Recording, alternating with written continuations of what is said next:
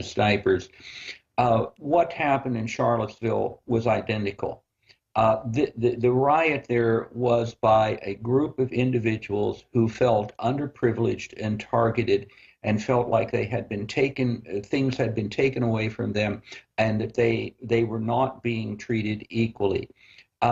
You know, everyone that is involved in this argument in Washington, D.C., has an income of 2 or 3 times the national median, and is highly educated or has IQs of 130 or 140, and they forget that many, particularly white men from working class neighborhoods, from the mining areas and from rural areas, have been deprived of a college education, deprived of higher education and jobs, simply because of their intellectual level and because of their lack of education in those types of environments.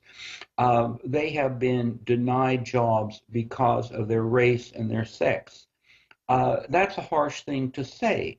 But for a lot of working class white men, not necessarily the white women because they get points to go into the schools, into the colleges, but they feel that opportunity has been taken away from them and given to people that are less deserving because of the color of those other people's skin. Now, to a certain extent, from their point of view, there is certain truth in that. If you have a lower SAT score and you don't have money to get into a private university, and you are a white male, and there's a white female, or a black male, or a black female, or somebody else, they are going to get the slot that you are not going to get. And the same thing is true of jobs at big corporations. That is part of the cultural utopianism, the cultural Marxism, where people are not allowed to compete based on their abilities, that all kind of other markers are thrown in there in order to make it a more just society. Now, believe me, I believe that there has been repression in the African American community. I believe that the ghettos, that there's very poor opportunities to advance and be educated, and that additional opportunities might have to be offered. But what I'm explaining is the perspective of those that congregated in Charlotte. Their perspective is that they are being treated and repressed in exactly the same manner as the blacks of the Baltimore ghetto. Interesting analysis, and I think you're maybe that's the first time I've heard it explained or put in that context. Very interesting analysis. Um, okay, okay, and I can see that. I can see that, and I can see the similarities. Much like we'll say Ferguson, at least on that mentality. So very good. And our guest, folks, is William J. Murray. He's the author of a number of books, but by far my favorite book I've read in a long time, Utopian Road to Hell. Folks, this is required reading as far as I'm concerned, everyone here at the office, and you can get it at WND Superstore. Use the promo code Hagmann. I highly encourage you to do this. You'll learn what's going on today by reading this book. But I certainly want to make sure that we talk about a couple of things before our time is up. One being your trip to Cuba, another being your analysis of Venezuela. But most importantly, before you leave, we've got to talk about your organizations and the good that you're doing all across the world. So I want to leave time for that. Uh, can I ask you, or at this point, what is going on in Venezuela? Uh, what does the average person need to know about what's taking place? It's a utopian dream world. What can I say?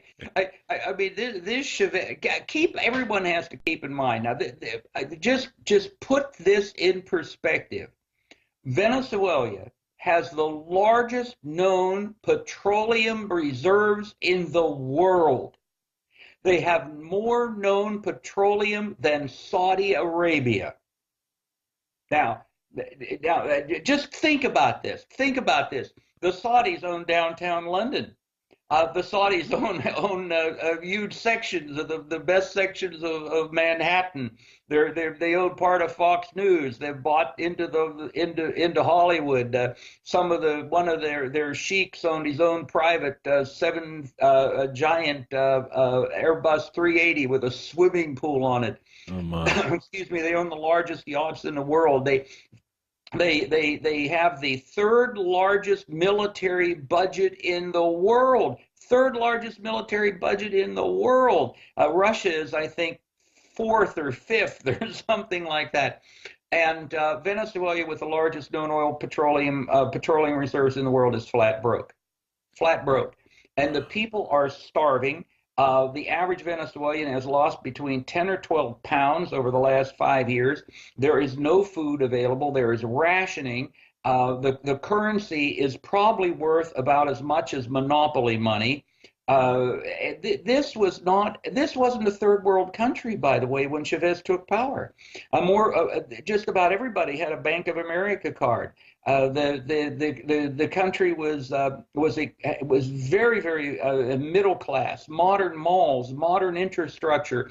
The oil was producing. There was revenue. There was wealth in the community.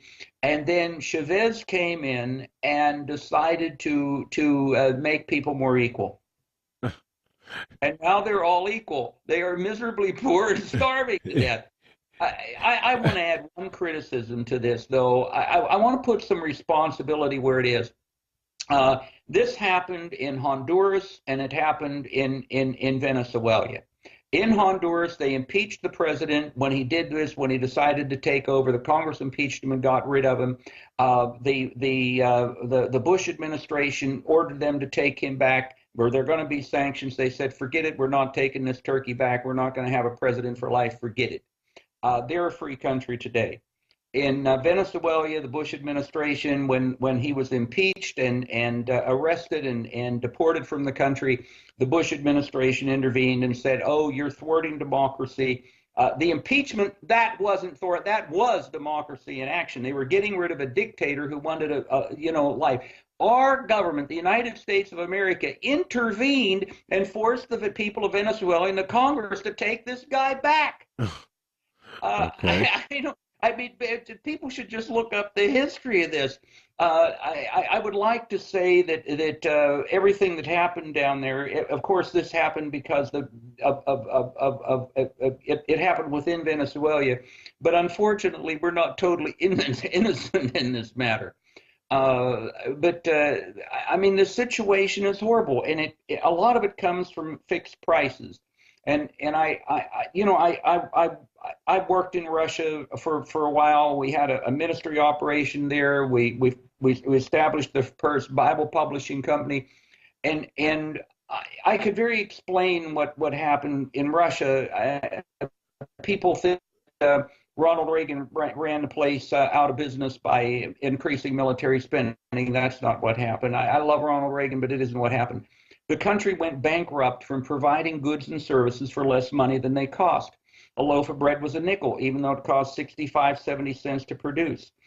The ride in the Moscow subway was a few pennies, because everything was kept. Oh, we have to keep it cheap for the people. We have to keep it cheap for the people. We have to satisfy the people. The same thing is happening in Venezuela to create their utopia. They set the food prices. Well, the bread companies couldn't buy enough wheat, so the government took over the wheat companies, and then the farmers couldn't produce it for that, so they took over, and they just kept taking over more and more and more, as this simply wouldn't work. You cannot sell a product for less than it costs to make, even if you are a government. You can't do it. But in order to create this mindset of utopianism, you have to have these set prices and pretend that you can keep these prices lower, even when doing that causes the goods and services not to be available at all. and that has caused a death spiral in Venezuela from what literally was like a little Switzerland in central in South America, excuse me, almost a little Switzerland has turned into to one of the worst economic basket cases, to the point that they're selling their oil